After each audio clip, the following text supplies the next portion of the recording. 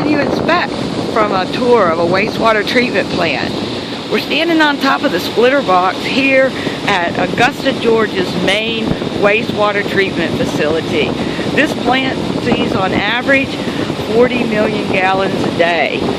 It was built in 1968, just prior to the passage of the Clean Water Act of 1972. It was built in phases as technology increased and our level of wastewater treatment improved. What can you expect to find here? It starts with a preliminary treatment where we have a bar screen and a grit chamber just to get out some of the trash.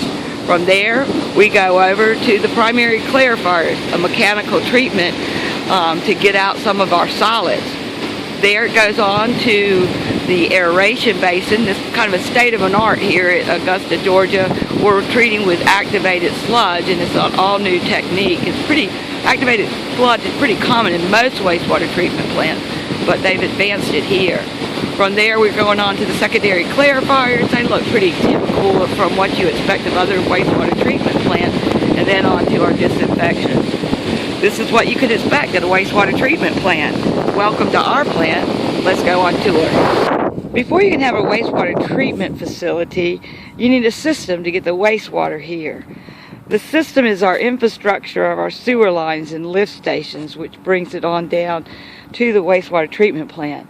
It's pretty typical for this system to be located along our streams and rivers because we want it to be located downstream from our city. A couple of reasons. Because if we go to our creeks, water's flowing downhill and it makes sense to take advantage of gravity. The other thing is, a lot of people don't want to live next to a wastewater treatment facility. So you might see a sewer line like this one located in a very low spot next to our streams and rivers. We're going down one of the main sewer lines for Augusta, Georgia, and we're following it into the wastewater treatment plant. You're going to see that there's manholes along the way. By mandate, they have to be certain feet apart so that you can get in and work on the sewer line. But this is fairly typical way for the water to get to the wastewater treatment plant. And just ahead of us is the plant. I'm standing in a section of sewer line that's been discarded. This line is quite big, a 6-foot or 72-inch pipe.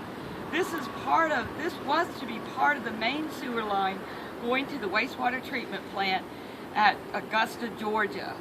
This plant sees on an average day of 40 million gallons. That's a lot of wastewater, and it needs a lot of pipes to get it there.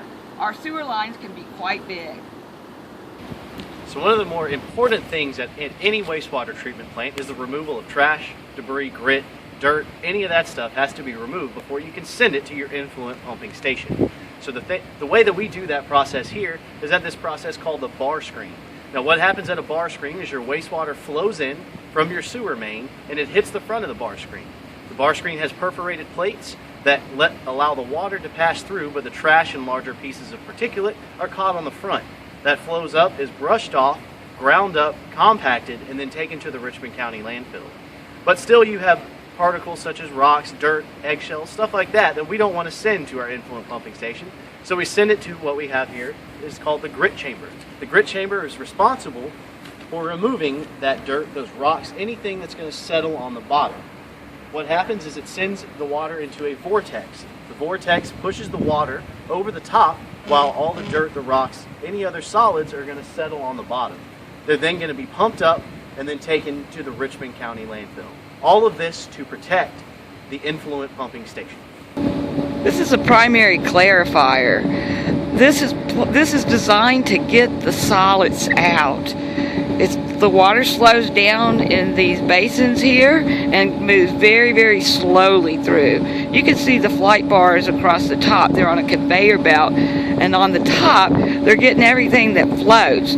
We call this is fat, oil and grease, also known as fog. This isn't really good stuff. It kind of clogs your pipes and the sewer lines. We got to scrape it out, put it on a conveyor belt, send it over to a dumpster and haul it off to the landfill. So it's an education to work to have us remove fog before it ever gets to the wastewater treatment plant. Now the stuff on the bottom, those are our solids. They settle out, we scrape them off the bottom, we send them over for the digester, and then after digestion there's put it out for land application, very rich in nutrients. The Primaryclarifier, a mechanical treatment. Welcome to the Augusta Wastewater Treatment's aeration process. This is a modified Ludzak-Ettinger aeration process. So basically what happens is human waste is full of natural ammonia. And ammonia is the enemy of all wastewater treatment plants wherever you go. So what we had to do is we had to have a process designed in order to break down the sheer amounts of ammonia that we deal with on this 40 million gallon plant. So what we have is this process you see behind me. The first step in the process is the anoxic zone. In that anoxic zone is where your denitrification occurs. What we're trying to do here is break off those hydrogen ions. Once we send it, we're going to send it to the next area where we're going to aerate it. We're then going to begin to nitrify, excuse me. What we'll do there is we'll add those oxygen ions to the process and it'll flow around the basin. But what's special about this type of aeration is that we slowly step down the amount of dissolved oxygen we're allowing our microorganisms to have. So with that, the whole entire process will end up with nitrogen gas and water molecules.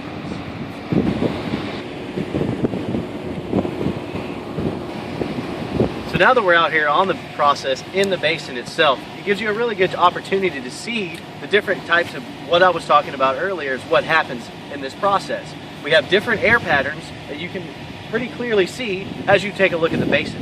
But also what happens is this is a pretty state-of-the-art, pretty new type of treatment process as far as aeration goes.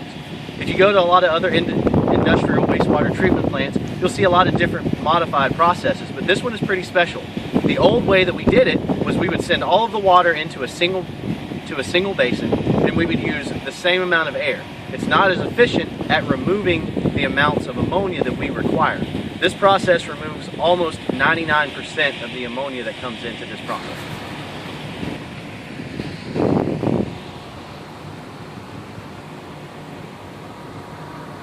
This is a Secondaryclarifier.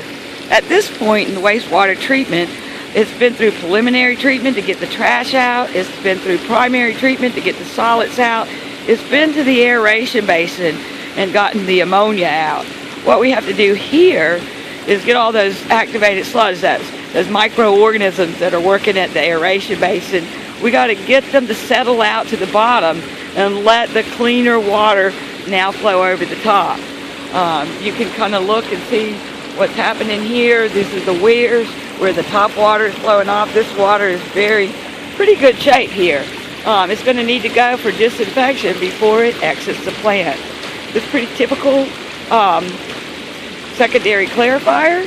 You can see the flight arm across the top. What that does is it scrapes off any foam that might have developed on the top, any oil, fat oil and grease that may have come through all the treatment, and it scrapes off the bottom the activated sludge.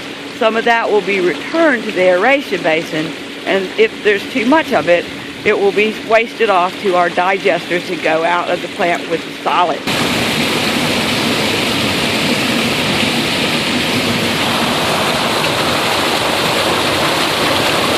To my right and left are the Chloritex system. We generate our own chlorine on site for just the mere safety of having it generated. What you see behind the Chloritex system, all we do is we use typical table salt, NaCl. We add water and an electric current. The process you see behind me, inside here, in these cells, are where that electric current is generated. The water and salt mixture brine flows in, and this cell here produces an electric current, which then breaks off that hydrogen bond, and what you're left with is sodium hypochlorite and hydrogen gas. Chlorine contact chamber. What's happening here is that chlorine is coming into contact with the water that's leaving our Secondaryclarifier. This water then flows out to our wetland cells. One of the important things that we're trying to do in the city of Augusta is save the taxpayers as much money as we possibly can.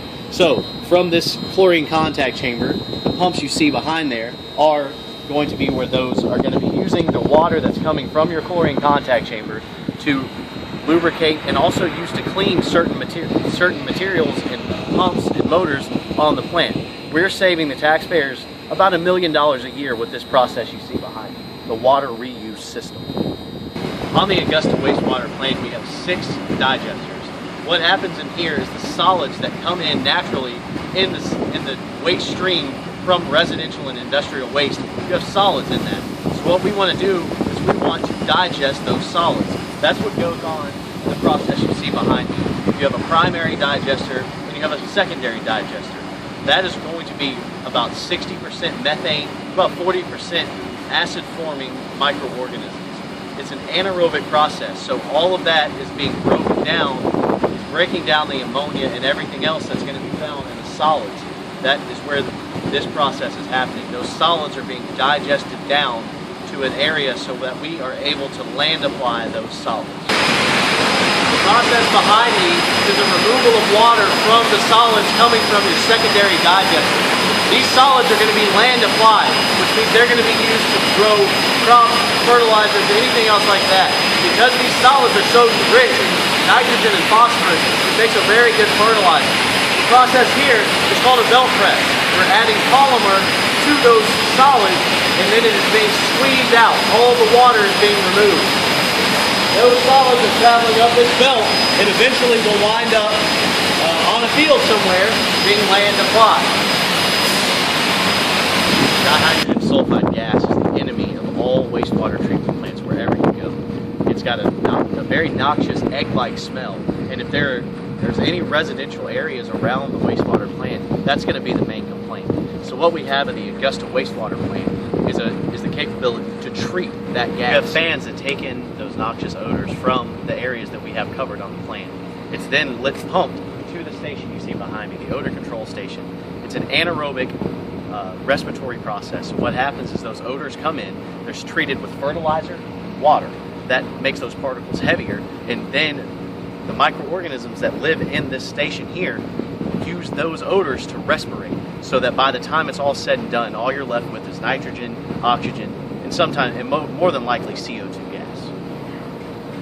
Thank you for joining us of a virtual tour of the wastewater treatment plant here in Augusta, Georgia. We certainly encourage you to go visit your local wastewater treatment plant. Or if you want a tour of our plant, please contact us. We'd love to have you.